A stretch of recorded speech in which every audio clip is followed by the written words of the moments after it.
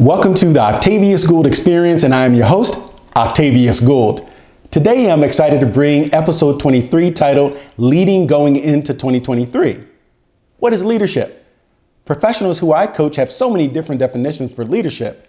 Even my definition changes constantly depending upon a quote or a book that I may peruse. For today, I'll define leadership as the process of influencing and inspiring team members to work towards achieving a common goal. If you're doing this effectively, great. Now all you need to do is empower your employees and get out of their way.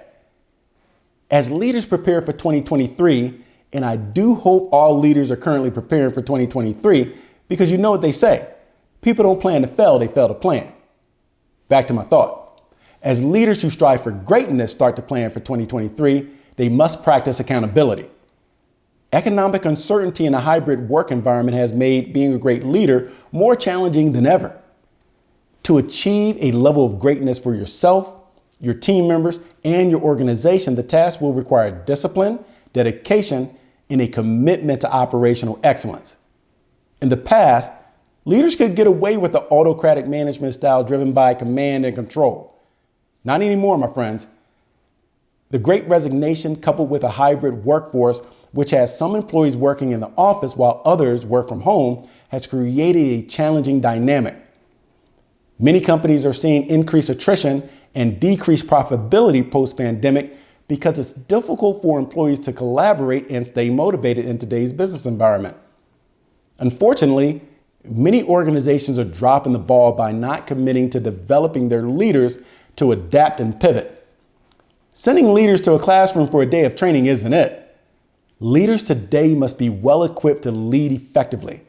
This requires coaching, development, and reinforcement to ensure that leaders experience behavioral changes that will allow them to carry out the organization's mission while leading by example.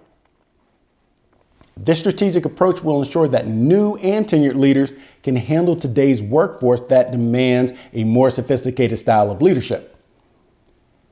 If you're a C-suite HR or L&D professional, please listen closely and take action on what I'm saying. If you don't create a coaching culture, you will fail to create an environment that is conducive to success. As a result, you'll lose your top talent to competitors who do. I encourage corporate leaders and entrepreneurs who I coach to adopt a new style of leadership that promotes quicker and more sound decision-making.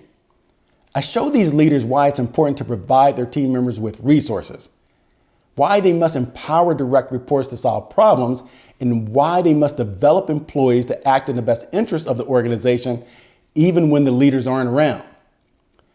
If organizations covet to be leaders in their industry in 2023 and beyond, they must start by developing the leadership prowess of the managers and executives within their organization. Employees will leave for greener pastures if their managers fail to listen, delegate, develop, or empower them to reach limits they once thought to be impossible. With that said, here are 10 ways leaders can be more effective in 2023. Number 1, leaders must be authentic.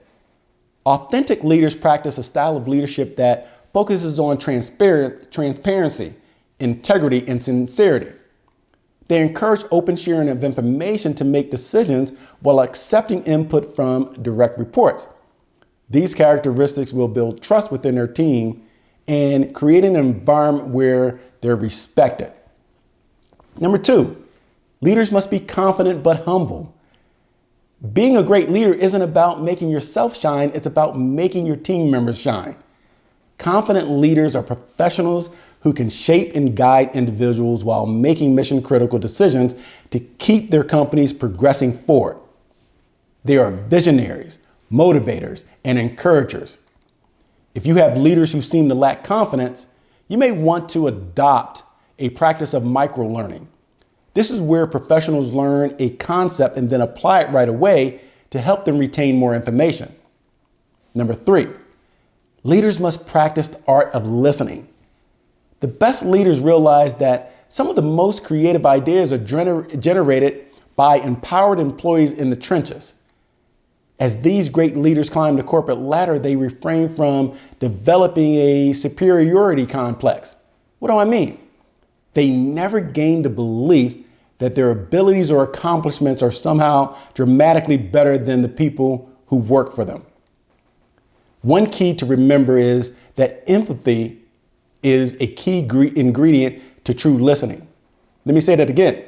Empathy is a key ingredient to true listening. The person speaking will not only feel heard, but also understood. Number 4, leaders must be great at encouraging. This means that they should constantly raise the bar while being the biggest hype person for employees when they succeed and the biggest supporter when they fail.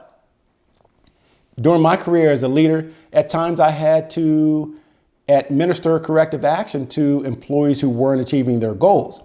But the one thing that I always did was at the end, made sure that they understood that I supported their efforts and I was in their corner. Number 5, leaders must connect the dots. This is when leaders encourage employees to interact with colleagues that they otherwise wouldn't connect with. This move will promote creativity within the team by driving the sharing of ideas. Number 6, leaders must provide direction.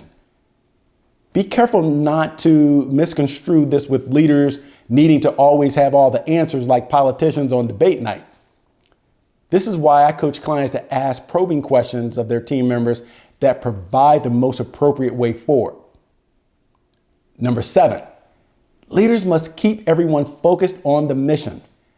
By doing so, you'll expose employees to the current reality and influence the organization to have awareness to needed changes. Be careful, because some people are resistant to change.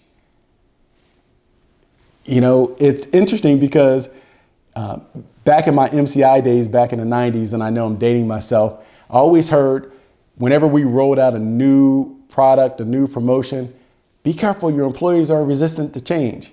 But as a leader, you have to create an environment where your employees are ready to follow you. They're really ready to go through a wall for you because they trust you and they respect you.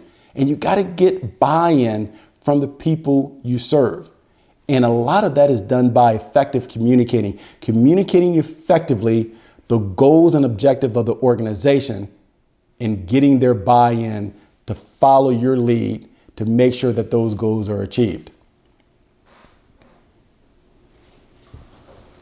My friends, if you like the information that I'm providing to you, please hit like, share, and subscribe to my podcast so you can be alerted to new episodes. Number 8, leaders must always lead by example. Experienced leaders recognize that they are always under a microscope, not only by the person that they report to, but also by their direct reports who are always watching their actions. Leaders should say what they'll do and always do what they say. Number 9, leaders must never play the blame game. The best leaders know that innovation and creativity are essential to their organization's survival. They avoid making employees fearful of making mistakes by creating a team attitude that is okay as long as their intentions were good when they make mistakes and they learn a lesson. Number 10, leaders must build relationships. Successful leaders are not loners. Maybe if they're an entrepreneur running a small business, but in corporate America, successful leaders are not loners. They're compelled to search for allies and the opportunity to network with other leaders so that they can absorb knowledge on how to be a more effective leader and excel, but more importantly, help their team members excel. In closing, leaders must never forget that the job of a leader is not to create followers, it's to create more leaders. In the past, the assumption was that an organization needed just one strong leader at the top. But today, organizations must have several exceptional leaders to become the industry's cream of the crop and employers of choice. My friends, if you covet compelling content on entrepreneurship or leadership, please hit like, share, and subscribe to my podcast now, again, so you can be alerted to future episodes. Thank you so much. I'll see you in the next episode. Carpe diem.